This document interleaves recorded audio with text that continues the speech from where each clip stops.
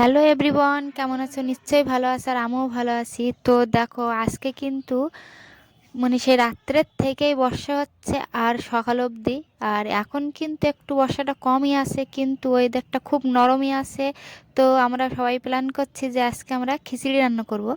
তো সবজি ক্ষেতের থেকে আমরা কুমড়োর ফুল তুলে এনেছি, খিচুড়ির পাতে কুমড়োর ফুল আর আলুর চপ আর কি কি রান্না করা যায় এখন প্ল্যান চলছে।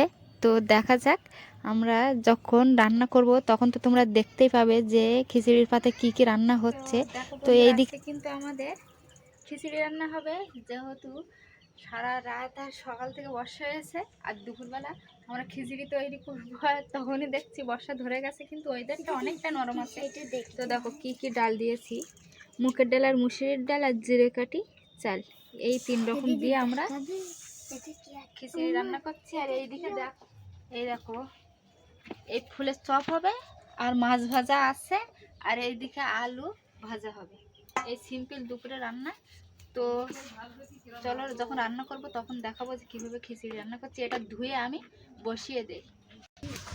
তো দেখো বন্ধুরা, আমরা কিন্তু গরম চালে তেজপাতা, এলাচ আর দারচিনি, লবঙ্গ এসবগুলো দিয়ে দিয়েছি। আর এই জলটা ফুটে উঠলে তারপরে কিন্তু এই চাল ডাল একসাথে ধুয়ে রাখা এটা দিয়ে দেবো।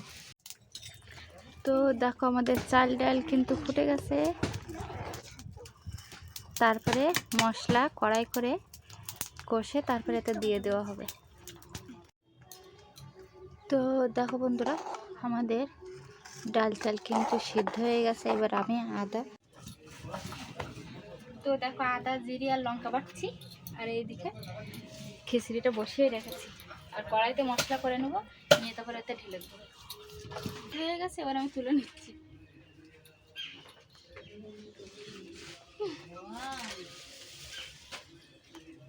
তেল আমাদের গরম হয়ে গেছে দেখো। এবার দিয়ে দিচ্ছে কি এলাচ, দারচিনি আর তেজপাতা আর শুকনো লঙ্কা। এগুলোকে এবার লাল লাল করে ভাজা হচ্ছে দেখো।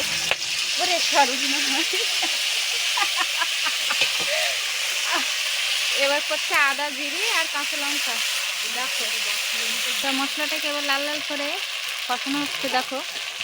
আর পরিমাণ মতন দিয়ে দেওয়া হচ্ছে নুন,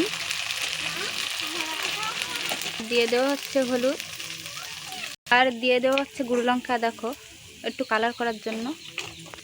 আর দিয়ে দেওয়া হচ্ছে দেখো চিনি স্বাদ মতন।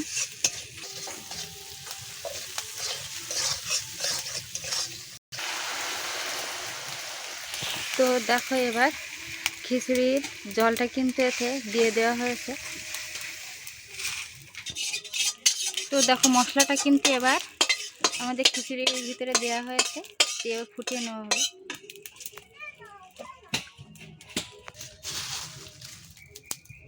তো দেখো বন্ধুরা, খিচুড়ির কালারটা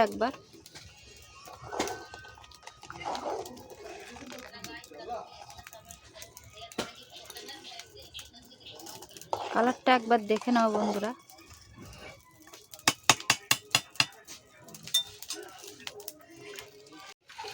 এই দেখো বেসনগুলো আমার রেডি করা হয়ে গেছে।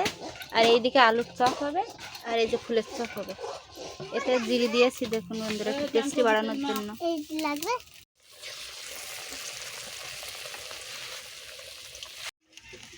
আর এই ফুলের চপটা আজকে কিভাবে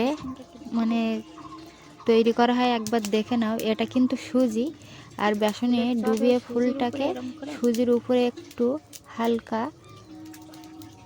মেখে নেওয়া হচ্ছে। নিয়ে চপটা তৈরি করলে আর কি ফুলের চপটা শক্ত হবে, কড়মুড়ে হবে, আর খেতেও কিন্তু একটা অন্যরকম স্বাদ আসবে। তো একটু দেখে তোমরা শিখে নাও, এভাবে তোমরা বাড়ি রান্না করেও খেতে পারবে।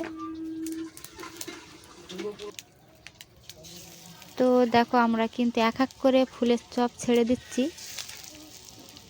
আর হালকা আঁচে আস্তে আস্তে ভেজে নেব।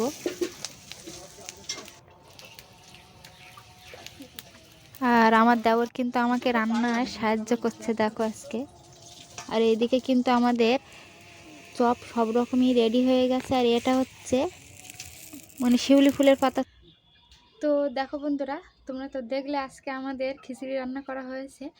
আর সকাল থেকে বর্ষা হচ্ছিলো, ওই জন্য কিন্তু খিচুড়ি রান্না করা হয়েছিল। আর এখন দেখো কত রোদ্দুর।